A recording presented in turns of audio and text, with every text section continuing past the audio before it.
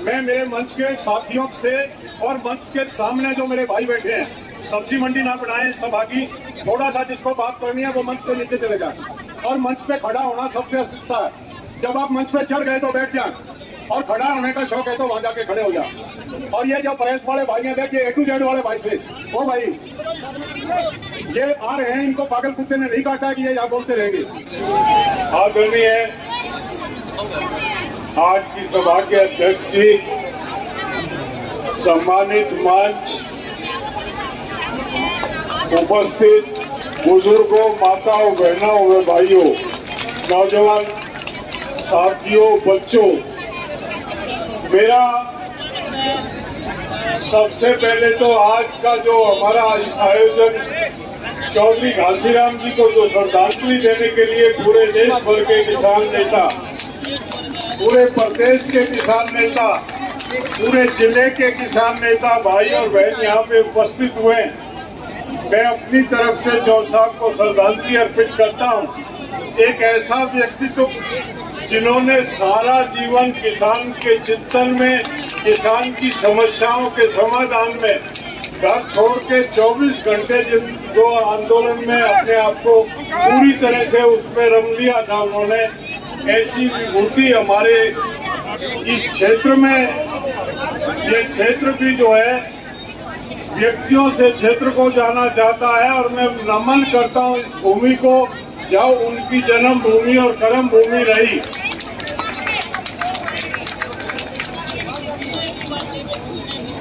मैं मेरे मंच के साथियों से और मंच के सामने जो मेरे भाई बैठे हैं, सब्जी मंडी ना बनाए सहभागी, थोड़ा सा जिसको बात करनी है वो मंच से नीचे चले जाए और मंच पे खड़ा होना सबसे असुस्ता है। जब आप मंच पे चढ़ गए तो बैठ जाए और खड़ा होने का शौक है तो वहां जाके खड़े हो जाए। और ये जो प्रेस वाले भाई हैं, देखिए A to Z वाले भाई से, वो भाई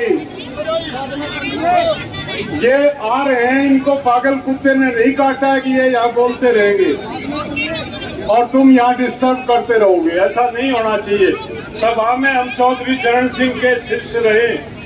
चौधरी चरण सिंह ये कहता था, जिस समाज में शिष्टाचार नहीं होता, जो समाज कानून और कायदे को नहीं जानता, जो आदमी अशिष्ट है, उस आदमी के पास बैठना और उसको बैठाना भी गुनाह है, उस सभा में जाना भी गुनाह।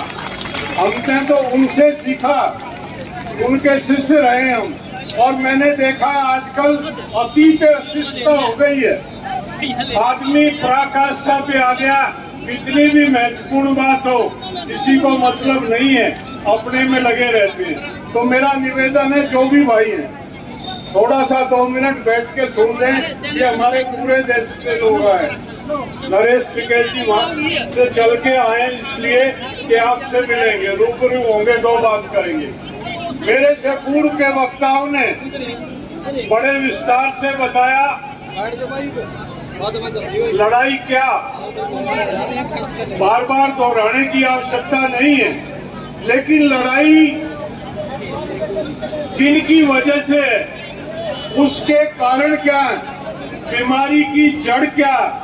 जब तक जड़ को नहीं काटा जाएगा तब तक ये बीमारी हमारे समाज से जाएगी नहीं। ये आए क्यों सत्ता में?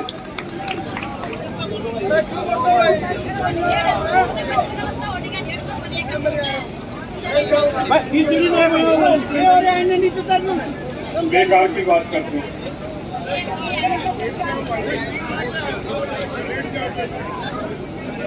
देखिए, ये सरकार इसके बारे में अच्छी तरह से जानते हैं। मेरे से पूर्व वक्ताओं ने बताया तमाम देश बिखरा 85 लाख करोड़ रुपए व्यापारी लेके भाग गए। 85 लाख करोड़ NPA में डाल दिया, नॉन परफॉर्मिंग एसेट्स में, वो वसूल नहीं हो रहा। इसी साल 62,500 करोड़ रुपया व्यापारियों का माफ किया इसी साल, चंद लोगों का। अगर कोई किसान 10-20 हजार का 1 लाख का लोन लेता, उसको उठा के जेल में डाल दिया जाता, उसकी जमीन की कुर्की की जाती है और पूरे दोनों हाथों से व्यापारियों को पैसा दिया जा रहा। इस देश में ये पार्टी जब सत्ता में आई, देश में 27 बैंक थे, 23 बैंकों का विलय दूसरे बैंकों में कर दिया। केवल मात्र देश में 4 बैंक बचे। कोई भी देश अगर तरक्की करता है तो बैंकिंग बढ़ती है, घटती नहीं है। ये साधारण सी बात हमको नहीं समझ में आ रही है कि देश की बैंकिंग खत्म हो रही है, यानी कि देश का पैसा, देश का धंधा, देश का व्यापार, देश की नौकरियां खत्म हो रही हैं। 4 बैंकों में से 3 बैंकों को बोली लगाने के लिए लिस्ट में डाल दिया, 1 बैंक बचेगा इस देश में। ये देश की पोजीशन है। मेरे से पूर्व में कह रहे थे रेल बिक रही है, रेलवे स्टेशन बिक रहे हैं, एयरपोर्ट बिक रहे हैं, हर जगह निकाल दिया। मेरे पास किसी भाई को चाहिए, मध्य प्रदेश में 65 मंडियों को बेचने के टेंडर निकाल दिए। ये कह रहे हैं कि मंडियों में जो फालतू जमीन है उसको लीज पे दिया जाएगा व्यापारियों को। 99 साल की लीज पे देना और बेचना एक ही बात। गुजरात का नतीजा आ गया। गुजरात में 22 मंडी बंद हो गई, 45 मंडियों में तनख्वाह देने के पैसे नहीं है। मध्य प्रदेश में 65 मंडी बंद हो गई है, हरियाणा में 20 मंडियों में तनख्वाह देने के पैसे नहीं है। जो हम नवंबर में आए थे तो सवाल हमने उठाए थे, उसके नतीजे आ गए। नतीजे आ गए, लेकिन निर्लज्जों की सरकार है, बेशर्मों की सरकार है और उनको ये पता है कि हिंदुस्तान के आदमी की याददाश्त बहुत कमजोर है। इनके ऊपर से गाड़ी उतार दो, 6 महीने के बाद ये भूल जाते हैं कि किसने गाड़ी उतारी थी और उसी बात का फायदा उठा के ये निरंतर हमारा शोषण कर रहे हैं। क्यों आए ये दिन और कैसे आए ये दिन, क्या षड्यंत्र था और किस तरह से आपको फंसाया गया, मैं 2 मिनट आपके लूंगा। केवल 3 कानून की बात, 3 कानून वापस कराने बिल्कुल ठीक बात। एमएसपी की गारंटी चाहिए, वो भी ठीक बात। लेकिन एमएसपी और 3 कानून के साथ साथ इस सरकार को खड्डे में घेर के दफन करने की भी गारंटी आपसे चाहिए। ये भी मैं आपसे आश्वासन लेना चाहता हूँ। क्यों आई ये सरकार, कौन लेके आया इस सरकार को, कौन है वो जिम्मेदार लोग जिन्होंने इस सरकार को बनाया, कैसे वो षड्यंत्र चला। ये वही हरियाणा जो जनसंघ के नाम से करंट लगता था कि व्यापारी की पार्टी नहीं, गरीब किसान का जनसंघ से कोई लेना देना नहीं है। उसी जनसंघ ने बीजेपी का चोगा पहन के राम का ठेका उठा के आपके बीच में कर गए और राम आपकी कमजोरी थी, उसके नाम से ये आपकी वोट की ठगी करके आज आपको बर्बाद करने पे तुले हुए। हमारे बच्चों को इन्होंने एक धर्म का अफीम खिलाई, हमारे बच्चों को अमली बनाया। मैंने देखा पिछले चुनाव में बच्चे माँ बाप के काबू में नहीं थे, बच्चे माँ बाप के काबू में नहीं थे कि अब की बार मोदी सरकार, देख लिया होगा आपको क्या रह गया, बेचने से रह क्या गया, क्या ऐसा था जो बेका नहीं। इन्होंने राम का ठेका उठाया, इन्होंने राम इनके बाप का है। जो बीजेपी का विरोध करता है बोला ये हिंदू नहीं है। हमको हिंदू बनने के लिए बीजेपी के दफ्तर से सर्टिफिकेट लेना पड़ेगा। ये पोजीशन इस देश की आ गई है। डूबेगा देश, बचेगा कैसे। मेरा गांव दिल्ली में, मेरे गांव में ये तमाम, मैं ये महिलाओं से हाथ जोड़ता हूं, ये बहनें थोड़ी देर बैठ जाएं। आपने मीटिंगों में आना तो सीख लिया, बैठना अभी सीखने की और आवश्यकता। थोड़ी देर बैठ जाएं आप। मेरे गांव से रास्ता निकलता हिंदुस्तान के तमाम ढोंगियों का अड्डा दिल्ली में, तमाम ढोंगियों का अड्डा, और दिल्ली में मेहरौली से ऊपर है। ये आपका डेरे वाला हो, आशाराम हो, तीसरा और चौथा और सबके डेरे वहां।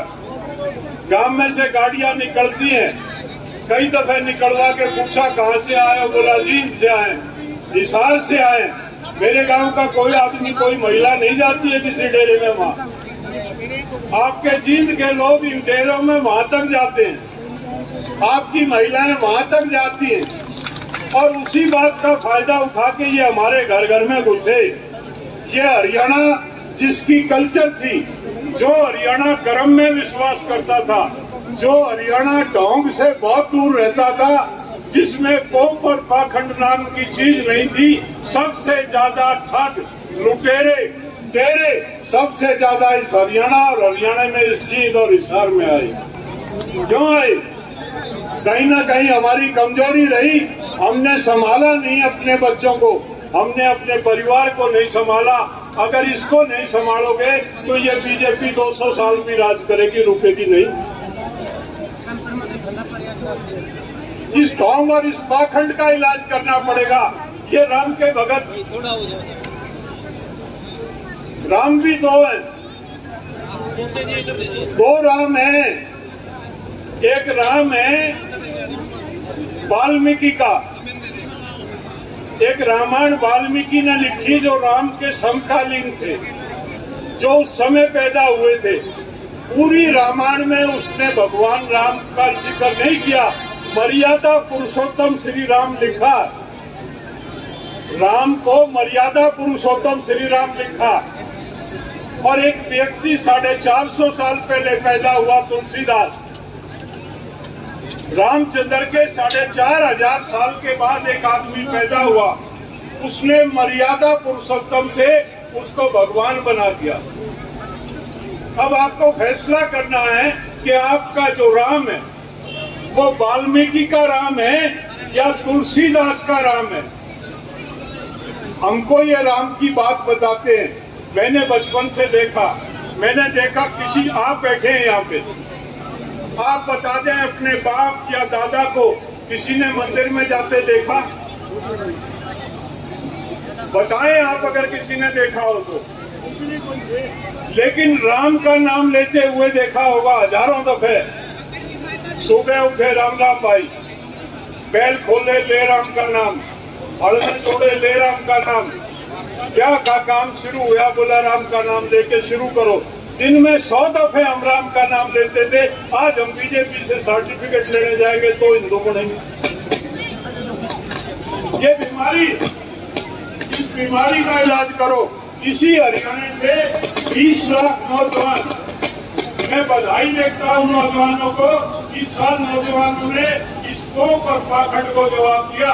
कावड़ तो बच्चे लेके आए, लेकिन कावड़ लेके गांव से होटलों पे जाके उन्होंने पानी और मिट्टी को चढ़ाया।